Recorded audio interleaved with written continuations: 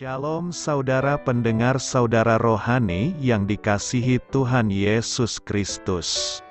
Selamat datang di renungan rohani malam hari ini. Selamat malam, saya berdoa agar saudara sehat selalu. Semoga Roh Kudus hadir di tengah kita saat ini. Sebelum kita mulai renungan malam ini, marilah kita bersama-sama berdoa. Bapa kami yang di surga, Bapa di dalam nama Tuhan Yesus Kristus, kami sungguh mengucap syukur, ya Tuhan, oleh karena Engkau sangat baik buat kami. Engkau ada bersama kami dan menopang hidup kami di siang hari dan di malam hari. Engkau ada bersama-sama dan menyertai kami. Tuhan, kami memuji dan bersyukur kepadamu pada malam hari ini, kami masih bisa berkumpul di rumah kami yang kecil ini. Tuhan, saat ini kami hendak mendengarkan firman-Mu. Berilah pengetahuan dan bimbinglah hamba-Mu ini agar apa yang Engkau firmankan dapat bekerja sesuai kehendak-Mu. Buat kami jemaat-Mu, bukalah hati dan pikiran kami untuk mendengar dan menerima firman-Mu. Kiranya firman-Mu ini dapat menjadi berkat bagi kami. Berbicaralah Tuhan, kami sudah siap menerima firman-Mu. Di dalam nama Tuhan Yesus Kristus kami berdoa dan mengucap syukur. Amin. Sahabat saudara rohani, pembacaan ayat emas Alkitab renungan kita malam hari ini. Nats pilihan kita adalah, bagaimana mereka dapat percaya kepada Dia, jika mereka tidak mendengar tentang Dia. Tertulis dalam kitab Roma 10 ayat 14, kata kunci renungan pada malam ini adalah sarang laba-laba. Dan bacaan kita pada malam ini terambil dari kitab Roma 10 ayat 11 sampai dengan ayat 17. Karena kitab suci berkata, barang siapa yang percaya kepada Dia, tidak akan dipermalukan, sebab tidak ada perbedaan antara orang Yahudi dan orang Yunani. Karena Allah yang satu itu adalah Tuhan dari semua orang, kaya bagi semua orang yang berseru kepadanya. Sebab, barang siapa yang berseru kepada nama Tuhan, akan diselamatkan. Tetapi bagaimana mereka dapat berseru kepadanya, jika mereka tidak percaya kepada Dia? Bagaimana mereka dapat percaya kepada Dia, jika mereka tidak mendengar tentang Dia? Bagaimana mereka mendengar tentang Dia, jika tidak ada yang memberitakannya? Dan bagaimana mereka dapat memberitakannya, jika mereka tidak diutus? Seperti ada tertulis, betapa indahnya kedatangan mereka yang membawa kabar baik. Tetapi tidak semua orang telah menerima kabar baik itu. Yesaya sendiri berkata, Tuhan, siapakah yang percaya kepada pemberitaan kami? Jadi, iman timbul dari pendengaran, dan pendengaran oleh firman Kristus. Terambil dari kitab Roma 10 ayat 11 sampai dengan ayat 17. Topik dari ayat emas renungan kita adalah, jutaan orang menuju kebinasaan tanpa pernah mendengar. Mari kita mulai renungan malam kita. Untuk memulai hal baik, serahkanlah segala sesuatu hanya kepada Tuhan. Mari kita mulai segmen kisah inspiratif. Alkisah, seorang pelukis diberi tugas untuk menggambarkan sebuah gereja yang tidak terawat. Akan tetapi, bukannya melukis puing-puing tua yang hampir roboh, ia justru melukis sebuah bangunan megah yang berdesain modern.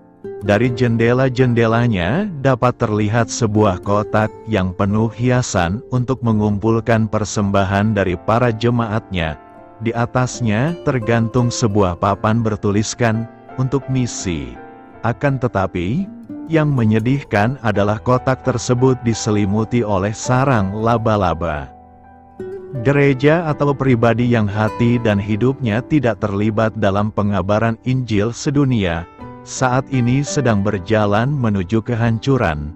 Kita barangkali terlibat di dalam kegiatan Kristiani yang meluap-luap, namun energi kita akan salah arah apabila program Allah yang utama bagi zaman ini telantar.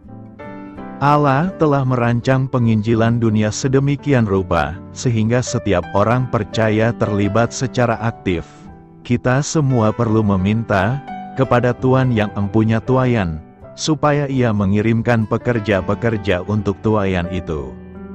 Sebagian orang juga akan dipanggil secara khusus olehnya untuk menjadi pengabar Injil, karena jika tidak, bagaimana mereka mendengar? Sementara itu, orang lain akan menjadi pemberi dan pengutus, karena bagaimana mereka dapat memberitakannya jika mereka tidak diutus? Jangan sampai misi dunia diselimuti oleh sarang laba-laba karena sikap kita yang kurang peduli. Iman timbul dari pendengaran, Roma 10 ayat 17 berkat, jadi, iman timbul dari pendengaran, dan pendengaran oleh firman Kristus. Iman itu timbul dari pendengaran kita akan firman Tuhan. Pertanyaan ini diungkapkan oleh Paulus kepada jemaat Roma. Ada 4 hal yang mau kita pertimbangkan dari nas hari ini. Pertama, iman tidak ditimbulkan oleh diri kita, melainkan adalah pemberian Allah atau iman timbul. Kedua, iman itu harus datang dari suatu sumber di luar dirinya. Iman tidak lahir dari dalam diri seseorang. Seseorang mungkin sudah kaya sejak lahir, tetapi tidak pernah seseorang sudah beriman sejak lahir. Ketiga, iman tidak ditimbulkan oleh diri kita, melainkan adalah pemberian Allah. Iman berasal dari Dia. Allah lah yang memulai iman dan menanamkannya dalam diri kita. Keempat, iman kita tidak bergantung pada kemampuan kita untuk percaya, tetapi tergantung pada kemampuan Allah untuk mengaruniakannya kepada kita. Tidak seorang pun dapat percaya Allah kalau bukan Allah yang memampukan dia. Inilah contoh yang menarik dari orang-orang yang tidak dapat percaya, sebab Allah tidak memampukan mereka untuk percaya. Lihat juga Yohanes 8 ayat 47. Fokus perhatian kita jangan pada ketidakmampuan kita untuk percaya, tetapi pada kemampuan Allah untuk memampukan kita untuk percaya. Alat yang dipakai Allah untuk menganugerahkan iman adalah firman-Nya. Iman timbul dari pendengaran dan pendengaran oleh firman Kristus. Iman Alkitabiah didasarkan atas fakta, yaitu fakta-fakta yang terdapat dalam firman Allah. Iman dimulai dengan suatu pengenalan akan firman Allah. Tanpa pengenalan akan firman Allah, tidak mungkin ada iman sejati. Iman adalah lompatan ke dalam terang, terang firman Allah. Tanpa terang ini, kita tidak dapat beriman kepada Allah. Ibrani 11 ayat 1 berkata, iman adalah dasar dari segala sesuatu yang kita harapkan. Dalam Alkitab kata harap didasarkan pada janji-janji ilahi.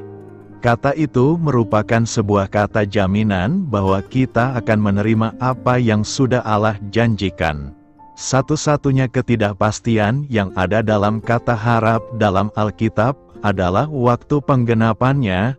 Segala sesuatu yang kita harapkan adalah segala sesuatu yang telah Allah janjikan. Jika Allah tidak menjanjikan, segala tindakan percaya di dunia ini tidak akan menghasilkan apa-apa. Iman memerlukan lebih dari sekedar pengetahuan intelektual tentang firman Allah, tetapi juga hatinya harus benar-benar mendengar ucapan Kristus sendiri. Walaupun kita tidak dapat memiliki iman tanpa mengenal Alkitab, namun kita dapat mengenal Alkitab tanpa memiliki iman. Biasa saja seseorang menjadi sarjana Alkitab dan pada saat yang sama tidak mengetahui apa maksudnya mempercayai Allah dalam kehidupan sehari-hari. Karena itu, perkuatlah mendengar firman Tuhan agar iman kita terus bertumbuh. Orang yang berseru kepada Tuhan akan diselamatkan. Berseru kepada Tuhan adalah hal yang kita lakukan apabila kita sedang dihadapkan pada masalah yang berat dan jalan buntu. Ketika doa-doa kita serasa tidak kunjung dijawab dan ketika daya upaya kita sudah tidak memungkinkan, hanya ini yang bisa kita lakukan, yaitu berteriak dan berseru-seru memanggil nama Tuhan dengan segenap kekuatan kita. Kata berseru bukan hanya sekadar kita mengeluarkan kata memanggil Yesus. Sebab bukan setiap orang yang berseru kepadaku akan masuk dalam kerajaan surga, tetapi mereka yang menjadikan Yesus sebagai Tuhan dan Juru Selamat dan melakukan semua perintah-perintahnya, itulah yang diselamatkan. Berseru artinya menyerahkan hidup kita kepada Yesus sebagai Tuhan dan Juru Selamat dan melakukan semua perintah-perintahnya. Jika kita berseru kepada Tuhan, itu berarti kita memiliki hubungan yang inisiatif dari manusia dengan Tuhan Yesus Kristus. Menggambarkan kedekatan hubungan antar pribadi, memanggil dengan suara yang terdengar dan cenderung keras. Dalam Perjanjian Lama, kita menemukan kata memanggil dalam bahasa Ibrani ditulis kara, artinya menyatakan atau berteriak dengan keras. Dengan lebih luas, kata kara dapat dijabarkan. Menyatakan manusia memanggil nama Tuhan adalah sebagai hal yang sangat penting dan berhubungan langsung dengan keselamatan. Mulainya keinginan manusia terhadap hadirat Allah. Mereka bersikap memohon kepada Allah agar Dia menyelamatkan mereka dari situasi yang kritis yang disebabkan oleh Kain meninggalkan Allah dan kehilangan semuanya. Perikope minggu ini memberikan beberapa pelajaran penting bagi kita. Pertama, kita belajar siapa saja yang dapat berseru dalam nama Tuhan. Orang yang dapat berseru kepada Tuhan adalah orang yang percaya. Inilah pembeda orang harus percaya. Seseorang tidak dapat berseru kepadanya jika mereka tidak percaya kepada Yesus. Roma 10 ayat 10. Karena dengan hati orang percaya dan dibenarkan, dan dengan mulut orang mengaku dan diselamatkan. Kata dengan hati merupakan pernyataan kepada Tuhan yang melihat hati dan menilai apakah kita sungguh-sungguh percaya kepadanya. Sedangkan kata dengan mulut menunjukkan perlunya sebuah pengakuan akan kepercayaan itu yang dapat didengar dan dilihat serta dinikmati oleh orang lain. Dalam Roma 10 ayat 13 jelas dikatakan, sebab siapa saja yang berseru kepada nama Tuhan akan diselamatkan. Dari firman yang kita sudah baca menggambarkan keadaan semua orang yang sedang alami kesusahan yang dahsyat. Ketika keadaan seperti ini terjadi, maka tentu semua orang akan berseru mencari pertolongan kepada Tuhan. Kedua, kita belajar betapa pentingnya berseru kepada Tuhan. Mengapa pentingnya berseru kepada Tuhan? Sebab terkandung rahasia keselamatan. Keselamatan hanya dapat diperoleh dalam Yesus. Lewat mendengar firman Tuhan, dari firman itulah iman percaya bertumbuh sehingga kita yakin bahwa Tuhan Yesus berkuasa untuk menolong. Oleh sebab itu, kita berseru dan diselamatkan. Dalam berseru rahasia kenikmatan atas kekayaan Tuhan Yesus. Sebagai anak Allah, kita dapat menikmati kekayaan kuasa Allah di dalam Tuhan Yesus Kristus. Kekayaan kuasa Allah bukan hanya saat kita masuk ke dalam kerajaan sorga, tetapi saat kuasa Allah bekerja atas kita dan saat kita menikmati hadirat-Nya dalam penyembahan. Inilah kebanggaan anak-anak Tuhan. ketika kita berseru pasti Tuhan mendengar serta menjawab seruan doa kita. Apa yang hendak kita renungkan saat ini? Pertama, berseru adalah perintah Tuhan. Mazmur 50 ayat 15. Berserulah kepadaku pada waktu kesesakan. Aku akan meluputkan engkau, dan engkau akan memuliakan aku. Yeremia 29 ayat 12. Dan apabila kamu berseru dan datang untuk berdoa kepadaku, maka aku akan mendengarkan kamu. Alkitab menceritakan bagaimana para nabi-nabi Israel berseru kepada Allah. Contohnya, Yunus mendapat perintah dari nahkoda, kapal yang adalah orang kafir, untuk berseru kepada Tuhan. Artinya, orang kafir pun tahu nabi-nabi Israel punya kebiasaan untuk berseru kepada Tuhan. Dengan demikian, sudah sepatutnya kita memiliki kebiasaan yang sejalan dengan status kita sebagai anak Allah, yaitu senantiasa berseru kepada Allah. Kedua, berseru merupakan keinginan Allah. Keinginan yang dimaksud adalah untuk kebaikan umat-Nya. Kita yang sudah menerima keselamatan karena itu, kita berseru dan menaikkan mazmur pujian bagi Dia. Berseru kepada Tuhan jalan sukacita untuk minum sumber air keselamatan Allah. Berseru kepada Tuhan adalah jalan untuk menikmati kesenangan dari Allah. Ayub 27 ayat 10. Jawabannya kita temukan ketika kita berseru kepada Tuhan dan menikmati Tuhan setiap hari. Karena itu, semua orang harus berseru kepada nama Tuhan Yesus. Sebab berseru adalah perintah Tuhan dan juga keinginan Tuhan, sebab ketika kita berseru kita dapat alami keselamatan dan menikmati aliran-aliran air hidup, yaitu Roh Kudus sebagai jalan sukacita, dan menikmati Tuhan. Apakah keselamatan kita mengaratkan pengakuan iman di depan umum? Roma 10 ayat 9-10 seringkali digunakan oleh umat Kristen dengan maksud yang baik supaya orang lain beriman pada Kristus.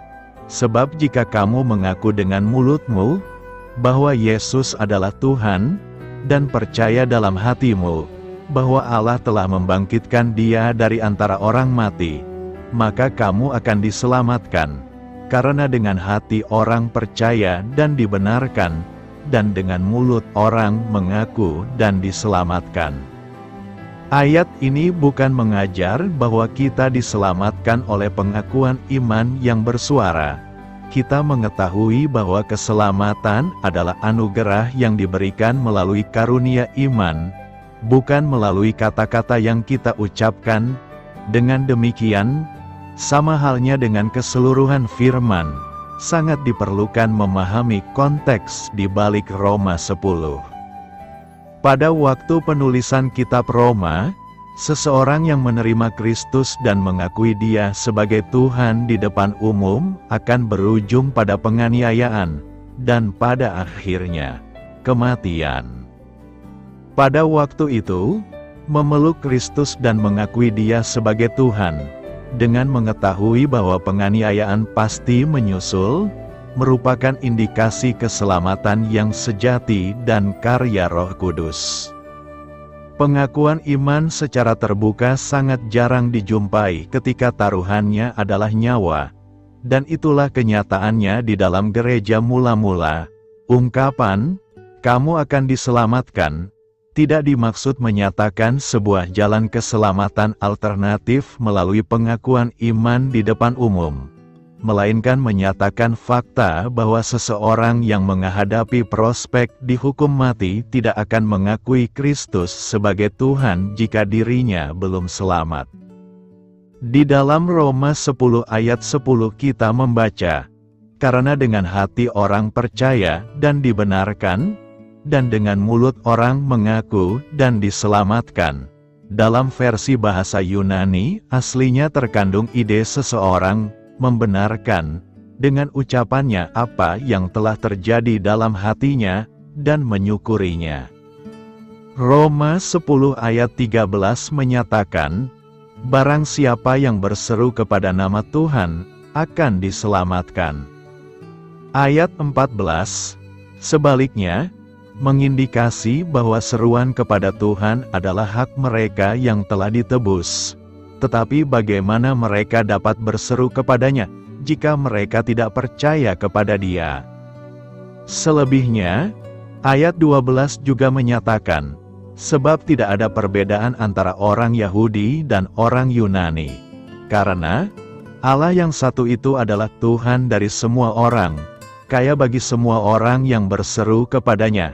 Dengan jelas, ayat 12 tidak mengacu kepada keselamatan, karena orang yang berseru kepadanya sudah percaya kepada Dia, menurut ayat 14. Sebagai konklusi, Roma 10 ayat 9-10 bukan sedang menetapkan pengakuan iman secara umum sebagai syarat keselamatan. Yang sedang diajarkan ialah jika seseorang begitu mempercayai Kristus dan mengakuinya sebagai Tuhan, walaupun tahu bahwa penganiayaan pasti menyusul, maka bukti keselamatan orang itu meyakinkan. Mereka yang diselamatkan akan mengakui Kristus sebagai Tuhan karena Ia telah menanamkan iman di dalam hati mereka. Sama halnya dengan pembaptisan dan perbuatan baik lainnya. Pengakuan iman secara publik bukan cara selamat, melainkan ialah bukti keselamatan. Apa maksudnya iman timbul dari pendengaran? Roma bertemakan iman. Paulus membahas proses yang menghasilkan iman di dalam hati dalam Roma 10 ayat 17 berkata, iman timbul dari pendengaran akan pemberitaan, dan pemberitaan terdengar melalui pemberitaan tentang Kristus. 8 pasal pertama kitab Roma membahas gagasan keselamatan posisional melalui iman, proses bertumbuh dalam kekudusan melalui iman, dan pemuliaan umat Kristiani di masa depan akan menerima karena iman. Pasal 9-11 kitab Roma berangkat dari pertanyaan tersirat, apakah Allah telah gagal menggenapi janji-janjinya kepada Israel? Dalam konteks inilah, Paulus memberikan alasan mengapa bangsa Israel kurang mendapat keselamatan, yaitu, mereka kurang beriman. Bangsa Israel diselamatkan melalui iman kepada Kristus. Sama seperti bangsa-bangsa lain, keselamatan kekal tidak membedakan antara orang bukan Yahudi atau Yahudi, namun diterima melalui kepercayaan pada pribadi dan karya Yesus Kristus. Menjelang pernyataan bahwa iman timbul dari pendengaran, Roma 10 ayat 14-16 menjelaskan persyaratan agar serangkaian tindakan dapat dilakukan. Agar seseorang dapat menyeru nama Tuhan, dia harus percaya. Untuk percaya, seseorang harus mendengar atau menerima laporan. Agar yang satu dapat mendengar, yang lain harus memberikan laporan. Dan orang lain itu tidak akan memberikan laporan kecuali dia diutus. Paulus melanjutkan dalam Roma 10 ayat 17 untuk meringkas argumennya sejauh ini. Jadi, iman timbul dari pendengaran, dan pendengaran oleh firman Kristus. Iman diterjemahkan dari kata Yunani pistis, yang berarti kepercayaan, atau keyakinan pada seseorang atau sesuatu. Ini adalah kunci dalam kitab Roma dan digunakan sebanyak 40 kali dalam kitab ini. 3 di antaranya muncul dalam pasal 10. Bentuk kata kerja dari kata tersebut juga digunakan sebanyak 21 kali dalam kitab tersebut dan paling sering diterjemahkan sebagai percaya. Jika iman timbul dari pendengaran, lalu apa yang dimaksud Paulus dengan pendengaran? Dalam konteks ini, istilah ini bukan sekadar penerimaan suara secara fisik oleh telinga seperti yang dipahami sebagian besar penutur bahasa Inggris. Mendengar tampaknya merujuk pada sesuatu yang lebih, penerimaan atau penerimaan laporan. Perhatikan penggunaan kata tersebut, yang diterjemahkan sebagai pesan, dalam Roma 10 ayat 16, sebagaimana Paulus mengutip Yesaya 53 ayat 1 berkata, Tuhan, siapakah yang percaya pada pesan kami? Pada zaman Yesaya, Tuhan telah memberikan pesan kepada Israel.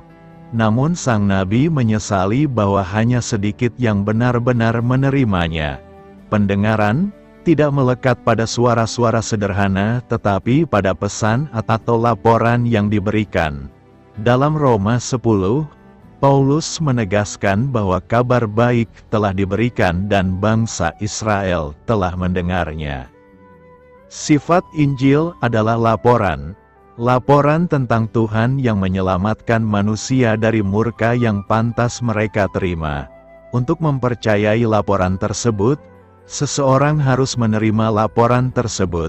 Iman timbul dari pendengaran. Hal ini tidak menjamin bahwa laporan tersebut akan menghasilkan iman, seperti yang dijelaskan Paulus dalam Roma 10 ayat 16. Karena sama seperti bangsa Israel menolak untuk mempercayai pesan Yesaya, setiap manusia saat ini juga dapat menolak untuk mempercayai pesan Injil. Sifat mendengar juga tidak memerlukan tindakan fisik mendengar dengan telinga. Laporan itu hanya perlu diterima. Misalnya, seseorang dapat membaca Injil dan menerimanya dengan iman, tanpa sepatah kata pun terucap. Selama pesan dapat diterima secara utuh, media tidak mempengaruhi hasil. Isi pesannya harus berupa perkataan tentang Kristus. Sebagaimana dinyatakan Paulus dalam 1 Korintus 15 ayat 3-5, pesannya adalah bahwa Kristus telah mati karena dosa-dosa kita, sesuai dengan kitab suci, dan bahwa ia telah dikuburkan, dan bahwa ia telah dibangkitkan pada hari yang ketiga, sesuai dengan kitab suci, dan bahwa ia menampakkan diri kepada Kefas, kemudian kepada ke-12 muridnya. Iman yang menuntun pada keselamatan kekal muncul setelah mendengar, yaitu setelah menerima pesan tentang Kristus ini. Jika engkau mengaku dengan mulutmu, Roma 10 ayat 9 berkata, jika engkau mengaku dengan mulutmu, bahwa Yesus adalah Tuhan, dan percaya dalam hatimu, bahwa Allah telah membangkitkan Dia dari antara orang mati, maka engkau akan diselamatkan. Nas hari ini dilatar belakangi dari konteks teologi Paulus yang menekankan pentingnya iman dalam Yesus Kristus sebagai jalan menuju keselamatan. Surat Roma secara keseluruhan menjelaskan bagaimana Allah memperdamaikan manusia dengan dirinya melalui karya Yesus Kristus, dan bagaimana manusia dapat menerima keselamatan tersebut. Dalam ayat ini, Paulus menekankan dua hal yang penting dalam iman Kristen. Pertama, seseorang harus mengaku dengan mulutnya bahwa Yesus adalah Tuhan. Ini menunjukkan pentingnya pengakuan terbuka dan publik terhadap Yesus sebagai Tuhan dan Juru Selamat. Mengaku Yesus sebagai Tuhan berarti mengakui bahwa Dia adalah Allah yang datang ke dunia dalam bentuk manusia untuk menyelamatkan umat manusia. Kedua, Paulus mengatakan bahwa seseorang harus percaya dalam hatinya bahwa Allah telah membangkitkan Yesus dari antara orang mati. Ini menunjukkan keyakinan yang kuat dalam kebangkitan Yesus sebagai bukti kemenangannya atas dosa dan kematian. Kebangkitan Yesus adalah peristiwa sentral dalam kekristenan yang menegaskan bahwa Yesus adalah Anak Allah yang hidup dan kuasanya melampaui kematian. Dalam konteks pengajaran Paulus, Ayat ini menyatakan bahwa dengan mengakui Yesus sebagai Tuhan dan dengan iman yang tulus dalam kebangkitannya, seseorang akan menerima keselamatan yang Allah sediakan melalui Yesus. Ayat ini menekankan pentingnya iman dan pengakuan sebagai tanda-tanda keselamatan dan hubungan yang hidup dengan Allah melalui Yesus Kristus. Tujuan penulis dalam Roma 10 ayat 9 adalah untuk menekankan pentingnya iman dan pengakuan terhadap Yesus Kristus sebagai Tuhan dan Juru Selamat dalam rangka menerima keselamatan yang ditawarkan oleh Allah melalui karya Yesus. Dalam konteks surat Roma, Rasul Paulus berupaya menjelaskan bagaimana keselamatan diperoleh melalui iman dalam Yesus Kristus, bukan melalui perbuatan atau ketaatan hukum Taurat. Roma 10 ayat 9 merupakan bagian dari argumen Paulus yang mengarahkan perhatian pada dasar iman yang diperlukan untuk menerima keselamatan. Penulis menekankan dua hal yang saling berkaitan dalam ayat ini. Pertama, mengaku dengan mulut bahwa Yesus adalah Tuhan. Ini menunjukkan perlunya pengakuan terbuka dan publik terhadap keyakinan seseorang terhadap Yesus sebagai Tuhan. Pengakuan ini adalah pernyataan iman dan penghargaan terhadap kedaulatan dan keilahiannya. Kedua, penulis menekankan pentingnya keyakinan dalam hati bahwa Allah telah membangkitkan Yesus dari antara orang mati. Kebangkitan Yesus adalah dasar utama iman Kristen.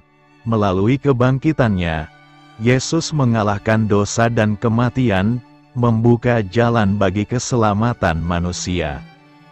Keyakinan yang tulus dalam kebangkitannya menunjukkan pengakuan akan kuasanya yang tak terbatas dan bahwa Dia adalah sumber kehidupan yang abadi.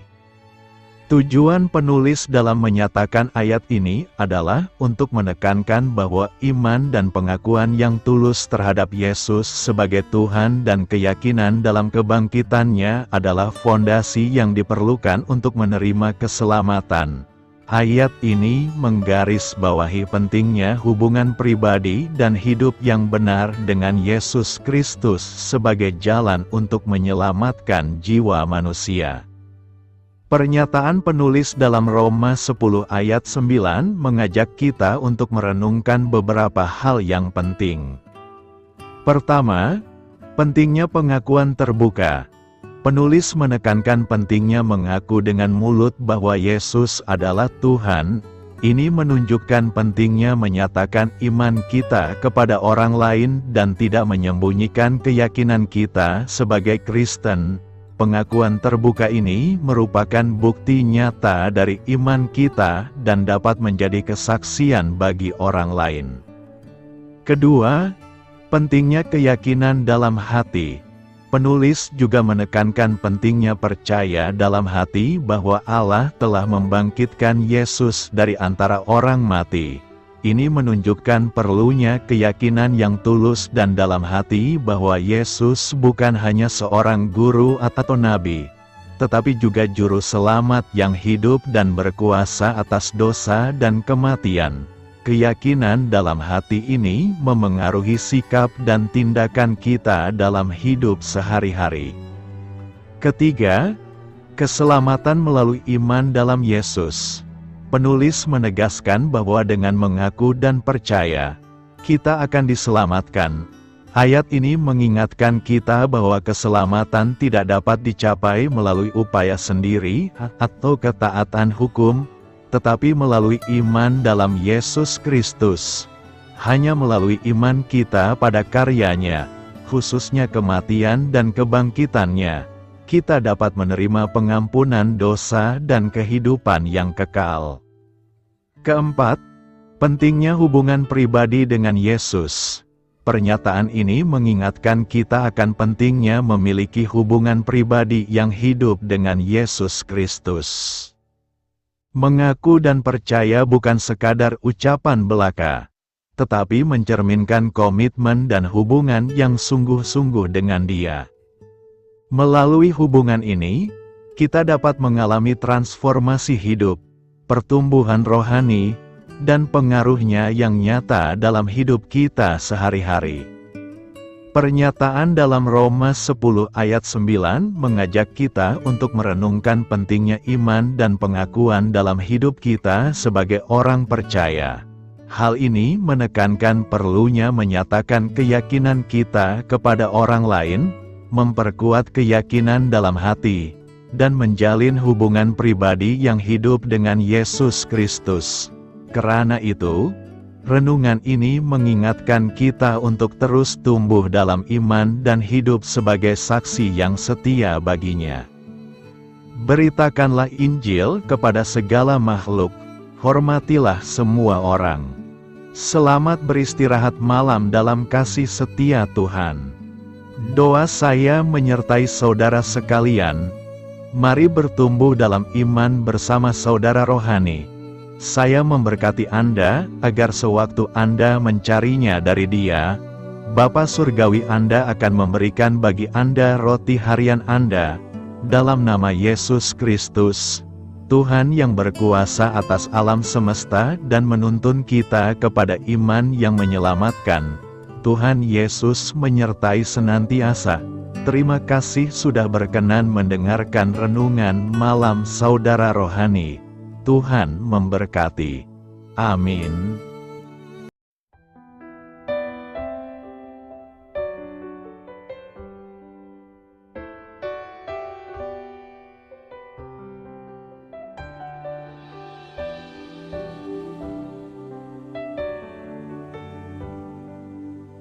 Marilah kita renungkan, sahabat saudara rohani.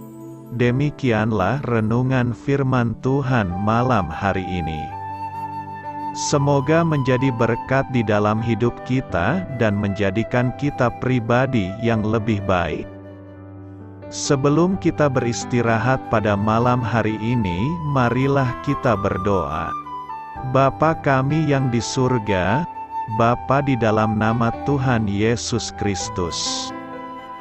Kami sungguh mengucap syukur, ya Tuhan, oleh karena Engkau sangat baik buat kami. Engkau ada bersama kami dan menopang hidup kami di siang hari dan di malam hari.